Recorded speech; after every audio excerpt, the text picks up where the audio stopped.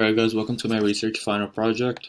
So my interest in my chosen branch, out of all the lab assignments I've done in Introduction Engineering 101, I choose the Adreno project. So I feel like the Adreno project, I like it because it's really hands-on. I'm a hands-on person with really strong visual skills, so that definitely wasn't hard to perform or to complete.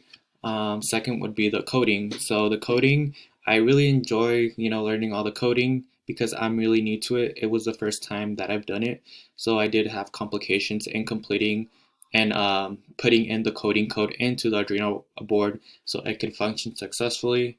I definitely still need improvements on that, but I like being in tough situations, challenging situations, because I learn new things, and I definitely wasn't impatient when coming to the coding process. Third would be that Adreno has a lot of good projects. It has a lot of good variety. Like the one that I did recently, just because I was bored. It was like 4 days ago. I did the measure distance project. Did not come out that successfully because of the coding code, but again, I still continue to try it out and just play with it around because I find Adreno just really interesting in general. So now my chosen branch. So the chosen branch that I'm choosing is mechanical engineering. I feel like mechanical engineering suits for me because I enjoy math and physics. I like solving problems. I like finding creative solutions and working with others. I feel like mechanical engineering, you could use it in several ways. You could use it in manufacturing, refrigeration, robotics, aerospace, it could be automobile and energy as well. I feel like mechanical engineers, they run the world and, they make the common people life easier and provide them comfort. Overall, the main aspect of mechanical engineering is looking towards a problem, and find a viable solution to it, in my opinion. All right, so how is Adreno useful to a mechanical engineer? Well, and how? So I feel like nowadays, a big one is automation. It could be deployed in any area of engineering. For an example, there are many medical devices now requiring automation to be applied to do it for a better productivity. It could be user interface, etc. Another one could be mechatronics. Mechatronics is such a recognized area of application where automation plays a major role.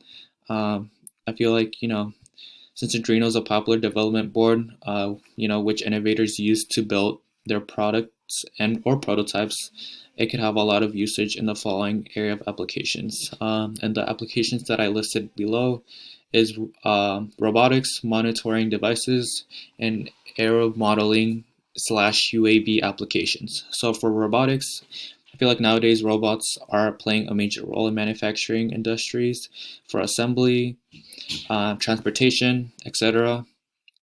Second application, monitoring devices. I feel like with this application, there are several applications in mechanical engineering that exist where we need to monitor, like any parameters, sensors like temperature of coils, it could be fluid levels or pressure as well. In that case, Adreno comes into play.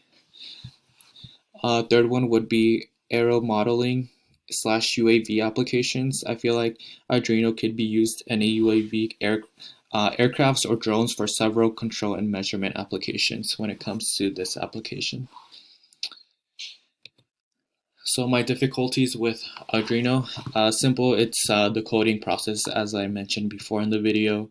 I feel that I'm still completely new to coding, so I'm looking for someone a little bit with more knowledge when coming to the coding process and how to input that right code into the Arduino board. Right now, I kind of have an idea what I want to do, but again, like I'm really lenient with whatever project that comes my way. As long as it's really interesting, then I'm really fine with it. So yeah, the collaborator requirements. So basically these are the requirements that I would want to have in a collaborator. It would be good time management. I feel like good time management, it avoids procrastination, and it makes like a smooth process for us to complete the project in a timely manner. Second would be communication. I feel like big communication skills is key when coming to group projects, just for any concerns or any problems we might be having that might encounter us.